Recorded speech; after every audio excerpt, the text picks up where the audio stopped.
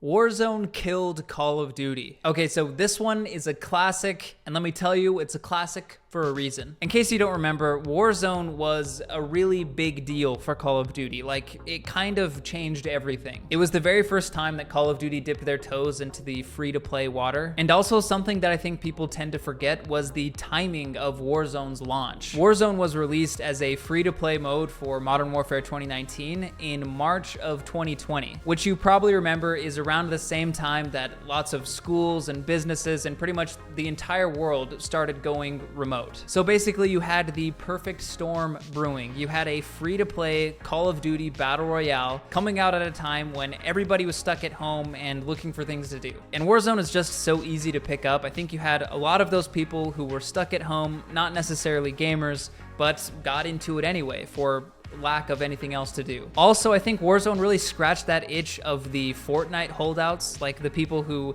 didn't want to get into Fortnite because they didn't want to identify as somebody who plays Fortnite because it kind of seems like a kid's game or something like that. And then along comes Warzone as sort of a more gritty alternative. So Warzone was really successful, and honestly, it took Call of Duty to heights that I don't think it had ever reached before. It was massive. And you could tell that because it was so successful, Activision really wanted to capitalize on it. And this is where it kind of starts to become a negative thing, in my opinion, because when Modern Warfare 2019 first came out, I really wasn't liking it. And coming off of Black Ops 4, which I really loved and I played pretty much every single day, I was very disappointed with Modern Warfare 2019. I thought that it was slow, the maps were awkward, it was like there was so much focus on realism, and that's just not really my thing. So I had pretty much stopped playing at the time, and then Warzone came out and it kind of like refreshed my love for the game. I was getting on to play Warzone with my friends pretty much every single night. It gave me like a new perspective on Modern Warfare 2019. I started to actually appreciate it in ways that I didn't before. But then you had the two Call of Duty games that came out after Modern Warfare 2019, that being Black Ops Cold War in 2020 and Vanguard in 2021. Both of these games were clearly centered around capitalizing on the Warzone craze. And after all the dust had settled, I just didn't really think that Warzone was all that great. I think the loadout system was a lot of fun at first, but eventually it kind of just makes the game much more repetitive than other battle royales, at least. And also, I don't think that the post-launch support for the game was anywhere near as good as it needed to be. Like, if you compare it to games like Fortnite and Apex Legends, which kind of constantly are injecting new fun things into the game, Warzone just wasn't really doing that. So the gameplay didn't feel fun. There weren't any substantial updates coming out.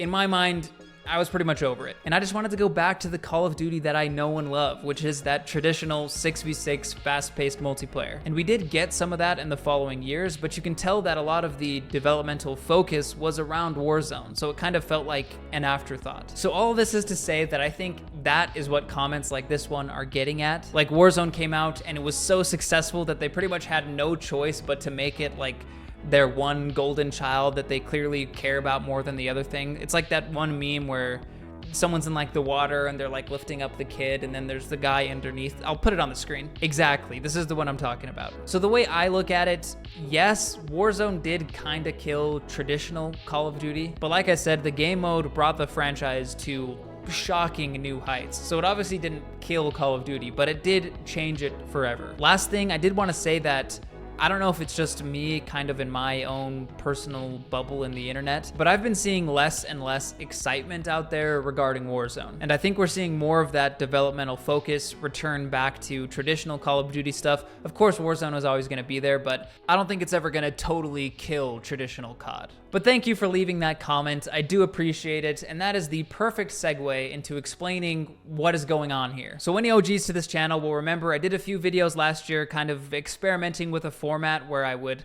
collect some hot takes, do some responses, and put them all together for a video. I know it sounds corny, but I genuinely do like hearing what you guys have to say and then opening up a conversation like we did in those videos. And also that type of thing is exactly what I watch on my own time, so it just feels natural to be making videos like that. So I'm trying to get in the habit of making more of those videos And that's what this is. Only this time, I finally have a name for the series, which I was struggling to do so much last year. So without further ado, welcome to the very first official episode of Between the Lines, where you give me your hot takes, however good, however bad, and I break them down for your entertainment. Hopefully. For this episode, I asked you guys for your worst Call of Duty opinions over on my TikTok, so that's what we're going to be doing today. In the future, I'd like to get responses over on Threads, since that's just easier and more direct. So if you want to be in the next episode, you can follow me over there. I'll put the link in the description. But enough with all the boring stuff. Let's get back to the show. Battle passes ruined Call of Duty. If I had a nickel for every time that someone said X thing killed Call of Duty,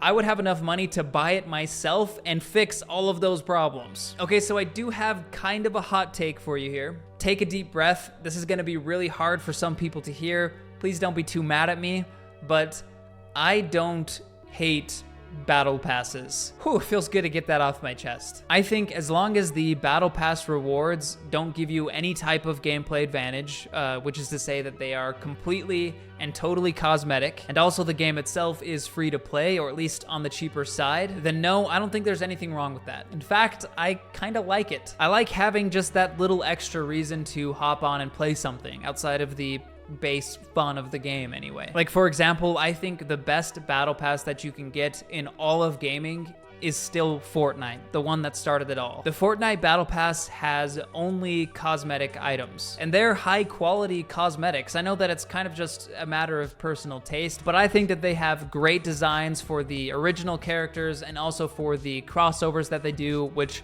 believe me, there are plenty of. But I don't know, for a game like Fortnite, I feel like it kind of fits to have all these superheroes and whatever running around. I'm getting a little distracted. Back to the point. The battle pass is great. Apart from all that stuff that I just mentioned, there's also a challenge system where they have weekly challenges that help you progress the battle pass faster. They got bonus styles you can work toward after getting all 100 tiers. There's usually like a whole secret section that will come out at some point in the middle of the season. The point is, the battle pass is like a whole experience, and in my opinion, it's a great value. So moving back to Call of Duty, I do think that the Call of Duty Battle Pass is abysmal. The cosmetics are bland and uninspired. I mean, I don't think there's ever been a single time in the history of Call of Duty Battle Passes where I looked at a skin and thought, oh my gosh, I really gotta get on this season and grind a ton so that I can unlock this skin. They have new weapons, which are gameplay altering items that are found within the Battle Pass, which means that yes, technically this could be pay to win. Like, if any of these weapons from within the battle pass were really good, clearly better than everything else in the game, which, by the way, used to happen in Modern Warfare 2019 a ton, then you could buy the battle pass tiers to have access to those weapons immediately. And all the free-to-play players would have to wait and grind the battle pass before they had access to the weapons. Which also reminds me, the progression on these battle passes is painfully slow. Like, I need you to understand, I play a ton of Call of Duty. If you look at my main channel, every year I put out like an hour-long video about the most recent Call of Duty, going into excruciating painful detail. I play pretty much every day, and honestly, I'm not even sure if I've ever finished a battle pass. I mean, I probably have once or twice, I'm guessing. I mean, like, I must have, but I know for a fact that most of the time I don't. I feel like I usually get to like maybe like tier 70 to 80, but the progression is just so slow that getting to that 100 feels nearly impossible. So what I'm trying to say here is that no, I don't think that battle passes are inherently bad. And I know there's lots of broader discussion out there. People say that battle passes ruined gaming in general. I just don't agree with that. I feel like it comes down to the specific implementation of the battle pass. Fortnite is an example of how a battle pass can be fair and fun and even elevate a free-to-play game in some way. I mean, they gotta fund the development of future seasons somehow, so it's kind of a necessary evil that something like that exists.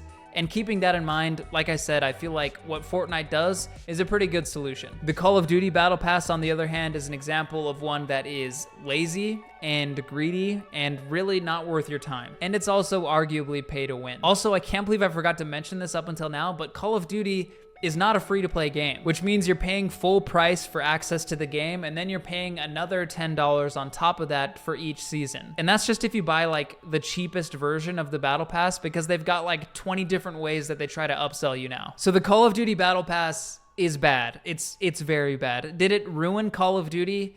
I mean, for me personally, I can still hop on and have fun even with the existence of the battle pass in the game. But I do think that overall it's a net negative on the game. Zombies peaked with Black Ops 3. Okay, so prepare yourself for another hot take. I'm completely kidding. Who could disagree with this? I mean, Black Ops 3 is obviously the best zombies offering that we've ever gotten. But also there is just one tiny little thing that I want to add. First off, one thing that you should probably know about me: before Call of Duty World at War, which was the first COD to have a zombies side mode, I did not play Call of Duty. I was more of a Halo kid. It wasn't until I heard about that zombies mode that I actually decided to give it a shot.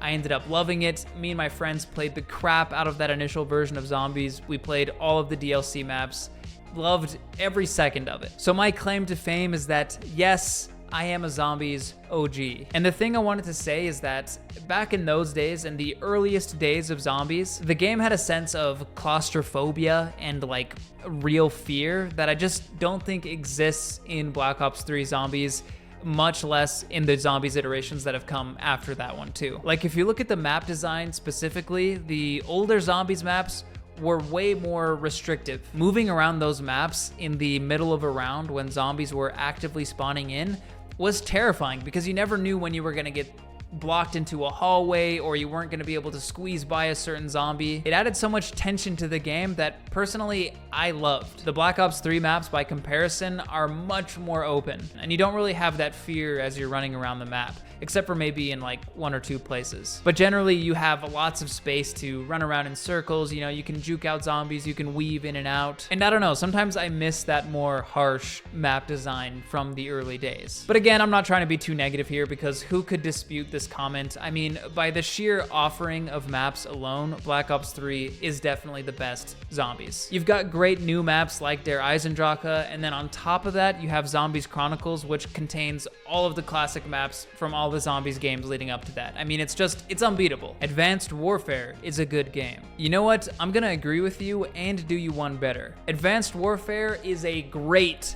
game. In fact, way back in the day, I did an entire video about why I think Advanced Warfare is the most underrated Call of Duty ever. Again, I'll leave a link to it in the description below, but beware, it's one of the very first video essays I ever made, so it's a little rough around the edges, but the ideas inside of it are still good. I think in the Call of Duty community, we have a tendency to kind of skip over the advanced movement era games. Like they're this ugly stain on the franchise that we all just want to ignore. It's kind of like the We Don't Talk About Bruno song, except for we don't talk about the advanced movement games. And even though Advanced Warfare belongs in that category of advanced movement Call of Duties, I think it deserves way more respect than it gets. I mean, for starters, this was a huge innovation for the Call of Duty franchise. Nowadays, you see lots of people complaining about how every Call of Duty is basically the same. Advanced Warfare was quite possibly the biggest shakeup we'd ever seen in the franchise, taking us all the way into that futuristic setting, giving us advanced movement, advanced weaponry, which like we were getting all sorts of new weapon types. The map design, because of the new movement, had to introduce an insane amount of verticality, which we had never seen in Call of Duty before. And in my opinion, it was just exciting to be in a brand new science fiction Call of Duty universe. Like, don't get me wrong, I love Black Ops. I have mixed feelings about Modern Warfare, but I do get a little tired of just bouncing between the two games. And yes, before Advanced Warfare, we did get Ghosts, which was also a new universe, but still to me, that one felt pretty similar to Modern Warfare. So it wasn't until Advanced Warfare that we got something that felt truly 100% completely new and unique. The campaign was great, the multiplayer was great, we got Exo Zombies, which is like, I don't know, it's kind of like hit or miss, but still the whole package altogether was so awesome. I really feel like there is some universe where this did become Sledgehammer's flagship Call of Duty franchise. And I really hope that one day we do get more Advanced Warfare somehow. Like maybe they do a remake, or fingers crossed, Sledgehammer will actually do Advanced Warfare 2. So thank you for this comment. I think that's my favorite one so far. Treyarch is the best Call of Duty developer, and Infinity Ward is the worst. So for the uninitiated or anyone who might be new to the franchise, there are 3 development studios that are working on Call of Duty at any given time. The 3 of them have their own games that they work on, and every year, one of them releases their latest game. This is how Activision manages to release a new Call of Duty game every single year, while also giving these studios about 3 years to make them. Infinity Ward makes the Modern Warfare games, Treyarch makes the Black Ops games, and Sledgehammer doesn't really have a flagship franchise like we just mentioned, but they did Advanced Warfare, they did Vanguard, they did the Modern Warfare 3, 2, which is to say Modern Warfare 3 from 2023, you know the one. And I wholeheartedly agree that Treyarch is the best Call of Duty developer. I just feel like all around they make the best games. They have the best campaigns with the best stories. Their multiplayer is always more arcadey, it's more fast and fluid, and of course zombies, which you already know I love. I can honestly say that I have never been disappointed by a Black Ops game. Cold War was a little iffy, but I still ended up enjoying my time with it. Infinity Ward, on the other hand, used to be the premier Call of Duty developer. Like, I remember when Call of Duty was really all about Modern Warfare. And Modern Warfare, of course, is their baby. But with the Modern Warfare reboots starting in 2019, I think they slowly drained away all of the goodwill that they built up from the original Modern Warfare trilogy, especially with the new Modern Warfare 2022. At that point, a lot of the hype from the initial Warzone and reboot in 2019 had completely died down. I think a lot of the flaws in their gameplay philosophy had become really apparent, and they released Modern Warfare 2, which did not help. It actually doubled down on all of the stuff that I think people didn't like from Modern Warfare 2019. And IW was just so stubborn, like they were so set in their ways, they refused to change any of this. I'm talking things like removing all of the movement mechanics from the game, just like generally slow movement, like things like sliding, terribly slow, super useless. There was no reload canceling. The map design was pretty much just as bad as it was in Modern Warfare 2019, which is to say that it was really big, it was really dense, it was really awkward, like it didn't have that arcadey flow that Call of Duty maps usually do. And I understand that a lot of that stuff you can't really change after the fact, but I still think there could have been, I don't know, 1 or 2 things that they could have done to remedy all of these things that everybody hated about Modern Warfare 2. And I don't know if it was pride or something, but they really never rolled back any of those big pain points. So I also agree that Infinity Ward right now is my least favorite Call of Duty developer. I honestly don't even know if I'll be able to get excited for their next game. And I love seeing Sledgehammer in that number 2 spot. Like I said, I think they're underrated. They did an amazing job with Advanced Warfare. They just kind of get dealt a bad hand from time to time. Call of Duty needs to go free to play. Little confession, I actually put this one in here. I kind of wanted to sneak this in here at the end of the video. Like we talked about earlier, right now, Call of Duty is monetized like it's a free to play game, but it's not. I mean, we're paying $70 every year to play this game. And then on top of that, they're doing the battle passes, they're doing the skins in the shop, and they're really trying to cram all that down your throat. So we're getting the worst of both worlds with Call of Duty right now. We're paying for a premium game, and then we're dealing with all of these little annoyances of a free-to-play game. Honestly, I just think it's time for Call of Duty to modernize a little bit. If you think about it, there is no other game out there that's doing this same model that Call of Duty is doing, where it's kind of a live service, but it's also definitely a premium game, but it's monetized like it's free to play, but there's also premium elements. And sure, it's working. If you look at the top selling games of any given year, Call of Duty is probably gonna be number 1,